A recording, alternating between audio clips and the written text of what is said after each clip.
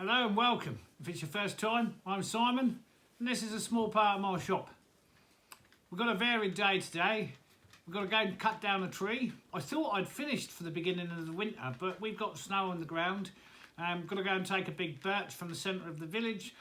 And my friend and avid supporter of the channel has arrived for the first time after 2 years from the UK. For some of you that are regulars on the channel, you've seen his hot tub. You've seen the lovely structure that I built there. We have to go and fill it with water. So I bought him his own hose pipe because mine's been blown up so many times with water in it and one thing or another. So we've got to go and lay out a hose pipe, fill the hot tub with water, light it, check out the new chimney. I've not had an opportunity to see what's going on there. There's an update with my own furnace here in the old school, and what I've done to improve the situation there, and a further update on the chickens, which are currently residing in one of the cellars right beneath my feet. So an interesting and varied day today. Not quite sure how much we're going to get done. I've got to change the chain on the Husky here. How has the X-Force bar and the X-Cut chains performed? Quite well. What I found out is my 550 here is quite a powerful little engine. And for those again that have been here before, I've always used Oregon speed cut chains, Oregon bars. I've had to move over to the new Husqvara X-Force bar and X-Cut chains because I couldn't get what I wanted by way of Oregon. I've now found a new supply of those. The bar, this hasn't choked at all. The X-Cut chains are quite aggressive, and in hardwood I would say that the 550 is actually struggling a little, and you might need a slightly more powerful engine. I never found that with the speed cut chains, Oregon speed cut. So I'm undecided, but I did hit something in one of the last trees that I felled. I haven't got time to sharpen my chain this morning. I sharpen by hand, takes time. I'm going to drop a new chain on, go out, drop this birch. Now the birch has actually got to be dropped right where we've got to be anyway, so we don't have to move around too much. And yeah, see if we can get this hot tub up and operational and hot. And then, like I say, I'm going to take you downstairs and show you the additions I've made to my huge furnace and why I needed to make them, and then an update on the chickens. So stay tuned. I'm just going to get changed. It's early in the morning, and then we're off out to the action. Okay, what does my bench look like? Well, it don't look like a joinery bench, that's for sure. What is all this? Well, I'm in the middle of a plumbing job. Right, for those of you who don't know, I live in an abandoned school. It's not abandoned anymore. In fact, it's a good part renovated. But the previous owner only used the shop level, which is the lower level, which was 2 classrooms and a machine shop built on the back. And he cut all the plumbing off. And over the last few years, I've reconnected all the plumbing to our plumbing upstairs, except where I'm building a new office, I found some pipes I didn't know existed. So these have been welded. This is what I started with. There's my ironwork. These were this. Right, they've now been changed into this so that I can take a T for an extra radiator downstairs off, and then I'm going to use these to connect into the top. So it's kind of my ironwork plumbing. I have to really be on top of the ironwork here because a lot of the plumbing is ironwork, but it's not just related to ironwork. See, now I've come out in the dark without my these 2 shelves in my wonderful store are all plumbing. So I have to keep a bit of everything all the time. So for those of you that have not seen my store before, it's not in the best light today. I have to be a jack of all trades. There's a couple that are mastered, but so the plumbing bits you see lying around, I need to remove this tap here. I need to remove this tap here. It's 38mm copper. I'm in the middle of renovating this pump because it didn't work. and I'm also doing some joinery because this tank I've got down here, which is covered in my...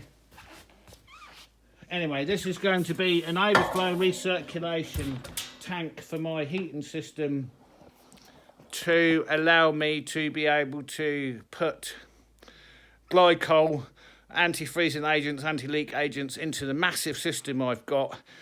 And also then when I boil the system over, at the moment it comes straight down an overflow and goes straight to drain, and that over time dilutes my water, my antifreeze and other chemicals I have to have in the system, and this is going to stop that. So this is a video for another day.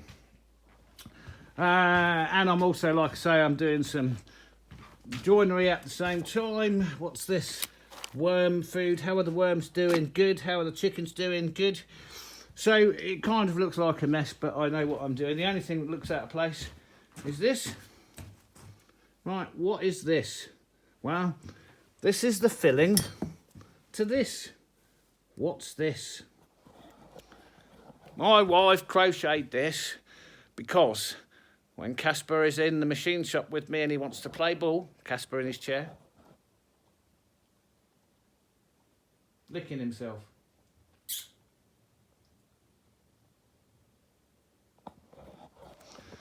And he wants to play ball, it's dangerous with the tennis balls. So we have a soft ball, so if I stand on it, I don't roll my ankle, fall into a machine. So I have to fix that as well.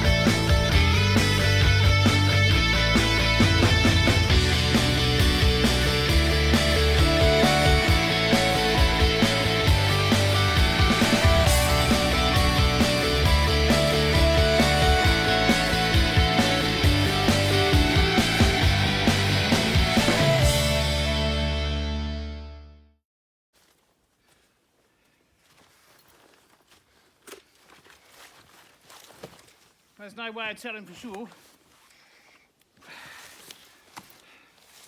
whether this is going to be the last one of the winter. But it was a surprise one that I wasn't expecting to take down. Anyway, that's phase 1 of today. Phase 2, hose pipe, cold water, -6 degrees, hot tub. See how we do.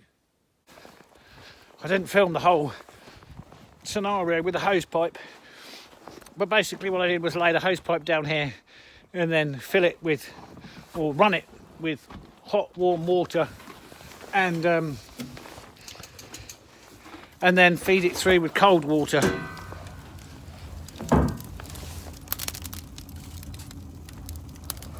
So that's the hot tub lit, and therefore we should be able to see the chimney working. Well, unfortunately, it's nice clear smoke, so it's not so bad. And I've got the hot tub filled with water.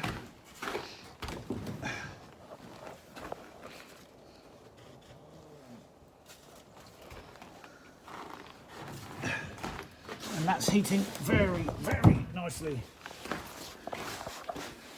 And I know somebody's going to be very happy to have that view from his hot tub. So we could probably actually chuck a few more bits in there. Let's keep that nice and warm. And I don't know if it's always difficult to tell how the camera picks up the darkness, but the gloom is coming. It's around 14:20, 14:30, middle of the day, and the gloom's coming. So there we go, that's a hot tub.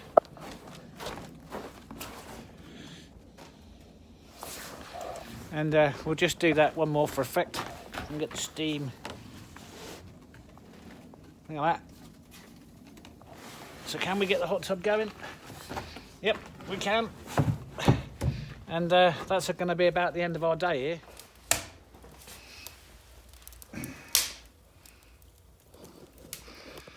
As a little add-on, it's a bit of a short video today, unintentionally. An update. I've had a few questions, interest in my furnace here, and something I've been meaning to do for a long time. She chokes out, runs wet, quite often. It's always been an issue. I fixed the chimney, fixed all the plumbing. There was an issue I was never happy with, and that issue was up here. Fresh air, in and out. And therefore, if you had a smoke come into the room, you could never get it out fast enough. And I always felt that there was that's useful, there's a light. I always felt there was an issue with oxygen supply, and I never really got to do anything about it. Well, day before yesterday, before it got too cold, I thought I'd do something about it, and the results are quite unbelievable. So I have put in now, this tube goes all the way through the wall of the cellar and outside, and has a hook over pipe on the top. And then I run a solid pipe down the back there and some more flexi pipe which ends there.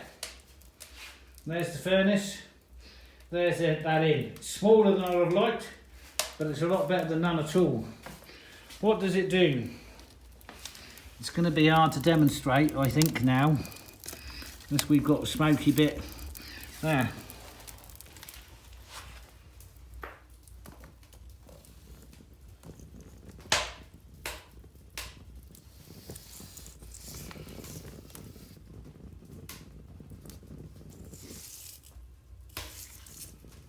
See the amount of oxygen that's being drawn in by that to feed this. So if this was feeler vision, and it isn't, I can't tell you how much air is being drawn in from this. which we never had before. So what that does is that's allowing the warm air and therefore any smoke, and you only get smoke in here when you open the doors. And if it's smoky, if you have the backflow pushed all the way in, it goes. Occasionally this room fills up with smoke. And now of course it's able to go out the top one, and we have a lot of fresh air coming in from the bottom, which is helping the furnace burn much cleaner, much cleaner. So I need to introduce more at some point, but this is far more than has been in here for the last 50, 60 years, and there's always been a furnace in this room, and it must have always been an issue. And some days, not all our wood is multi-seasoned all of the time. I just can't do it. I know. And this can run with black spot, creosote, tar, whatever you want to call it, which is fuel for chimney fires, of course. And I know about chimney fires, and the chimney that I put in here is 15 metres.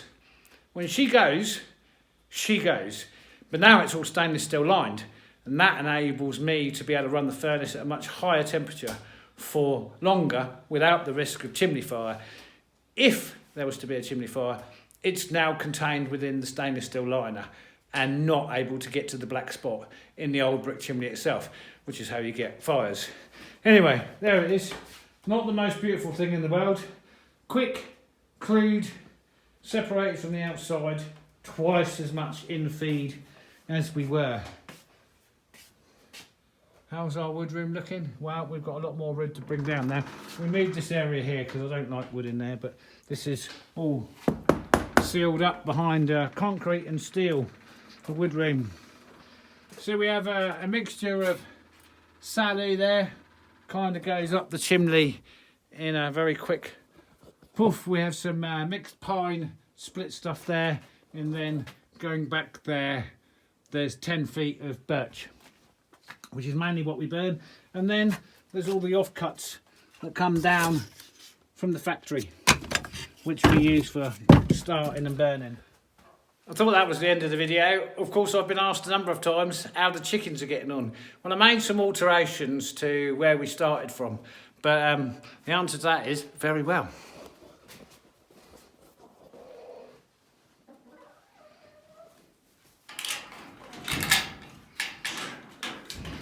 So I made some extra nesting boxes, ladders, runs. I had to put some extra nesting up here because they wanted to, somebody being nosy.